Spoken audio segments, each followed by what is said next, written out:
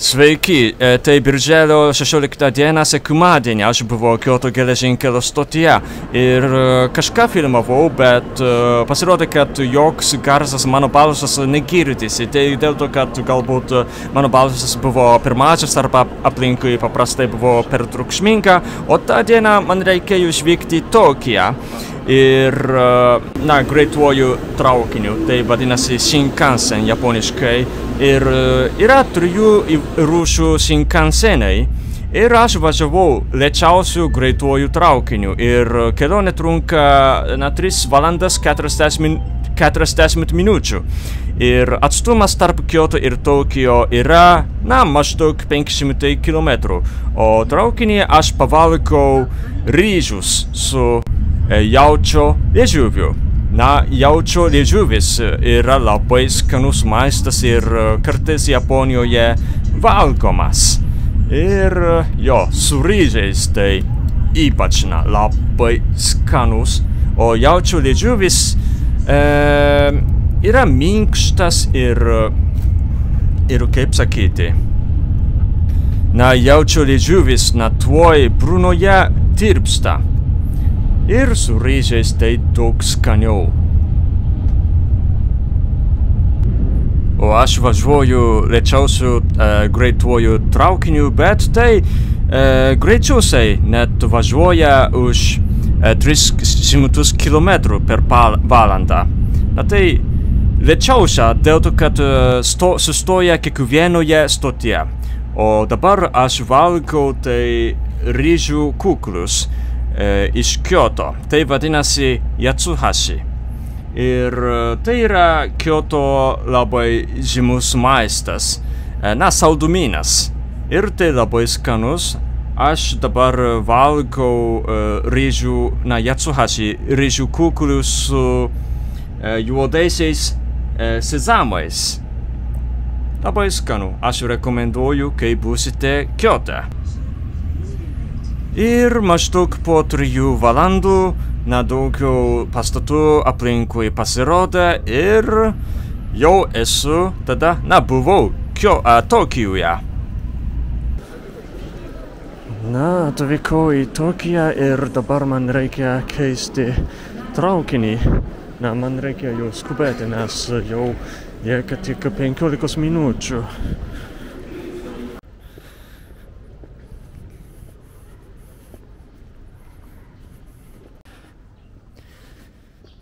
Lietuvos ambasada turi būti, čia Katuvėje. Šiandien tai labai karšta ir, bet to dar drėgna.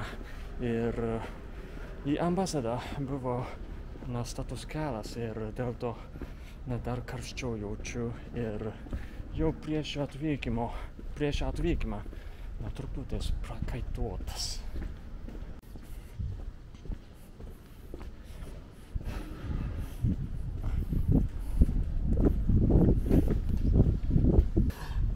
Ir dar yra status kelias.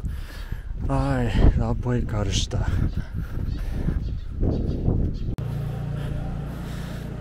Ir atvykau. Čia yra.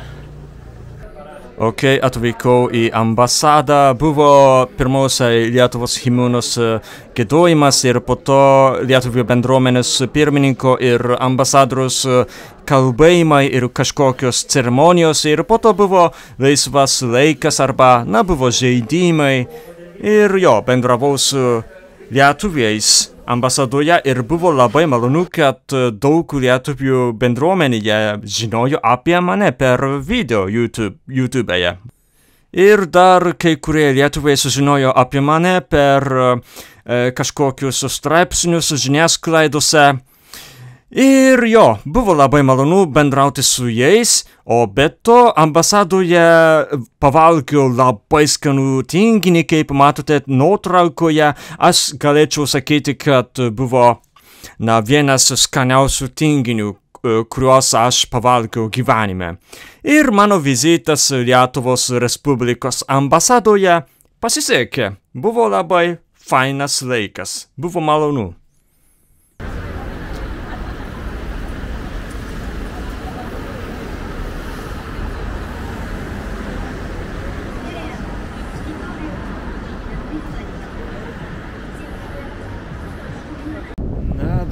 esu po susitikimo ir, na, iš viso, na, renginys tęsis, na, maždaug 3 arba 4 valandas ir po to, na, ėjau pagerti kavos su, na, vienu iš narių ir dabar po susitikimo esu. Na ir aš turiu naktinį autobusą po kada? 10:30 aš turiu autobusą ir dar yra laiko, maždaug 3 valandas. Tai pasivaikščiosiu po Tokiją, pasivaikščiosiu iki Tokijo geležinkelio stotį ir jo keliuje kažką filmuosiu.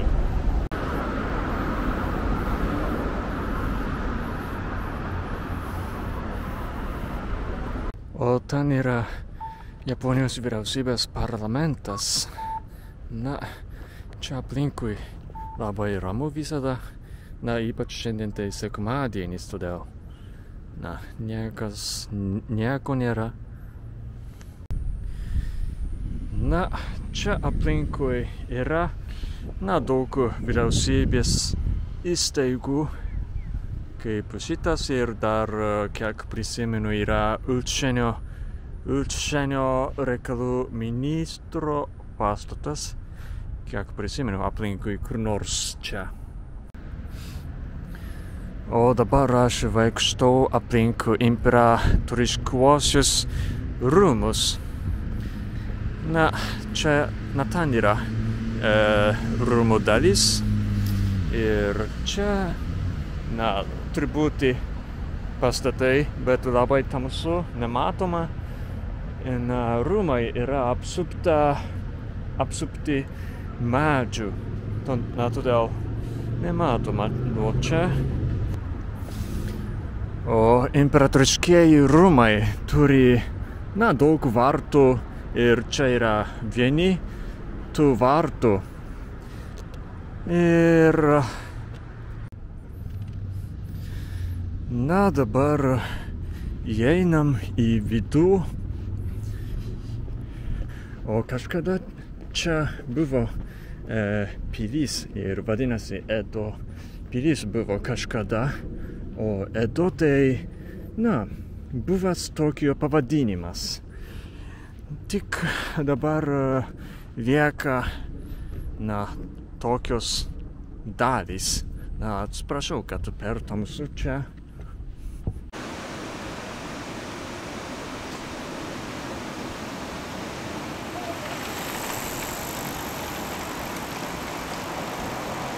Na, kažkada čia buvo, na, pilies pagrindinis pastatas, kuris buvo pastatytas 15 amžiuje, kiek prisimenu. Na, bet tai buvo sudegęs 17 amžiuje ir niekada nebuvo atstatytas, todėl jau nuo 17 amžiaus nėra, na, pilies pagrindinis pastatas.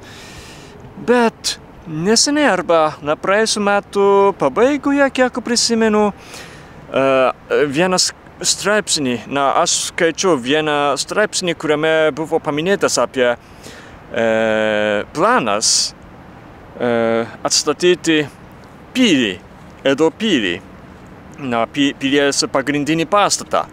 Na, bet galbūt dar nėra patvirtintas ir nežinoma, ar tikrai, na, atstatys, na, pilį. Bet jeigu bus atstatyta, tada aš manau, kad bus įdomu. Na, bus įdomu, na, įdomi lankytina vieta ir, na, daug žmonių galės pamatyti, kaip atrodo Edo pilis. Ir net tarp japonų tai gan nežinoma, kad kažkada čia dabartiniuose imperatoriškuosiuose rūmuose, kad buvo pilis. Aš irgi nežinojau iki, na, kai buvau mažesnis vaikas. Na, aš manau, kad bus įdomu, jeigu bus atstatytas. Na ir aplink imperatoriškuosius rūmus taip atrodo labai gražiai, ar ne? Daug dangoraižių. Ir ten netoli yra Tokijo geležinkelio stotis.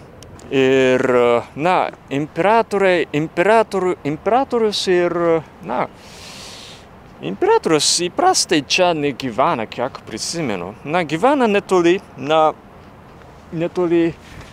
rūmų yra gyvenamoji vieta ir ten imperatorius ir imperatoriaus šeima gyvena. Bet kartais čia galima pamatyti imperatorių, kartais, na, aš vieną kartą mačiau čia, na, imperatorių mašinoje buvo mašinos eilė. Na, kažkur čia yra įėjimas į rūmus ir, na, važiavo, na, kur nors čia, kiek prisimenu. Na, tik vieną kartą. Na, kartais, jeigu turėsi laimę, tada galima pamatyti imperatorių realybėje, vietoje.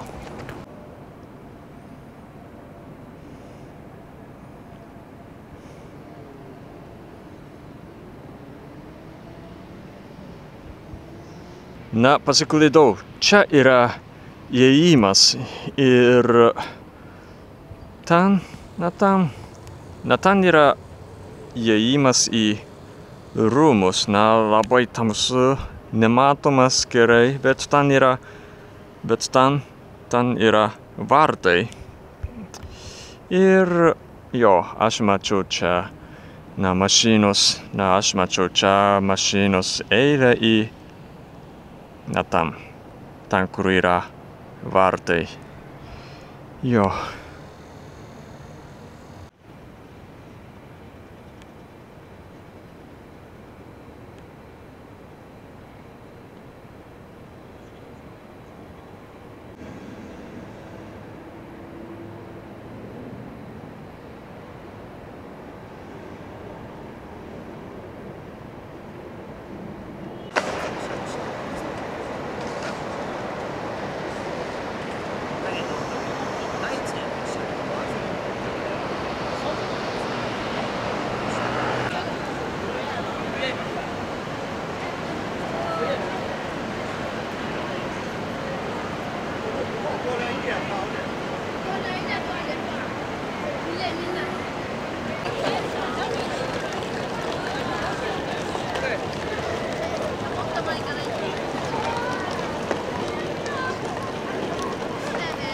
Ir pagaliau atėjau į Tokijo geležinkelio stotį.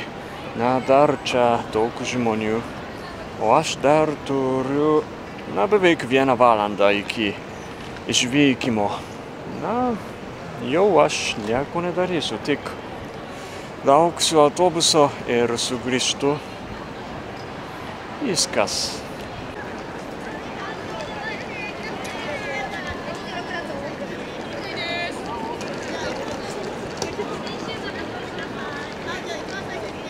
Sveiki visiems! Neseniai pradėjau YouTube kanalo narystę ir įkėlusiu labai daug video iš Japonijos ir tada galite sužinoti ir išmokti daugiau apie Japoniją.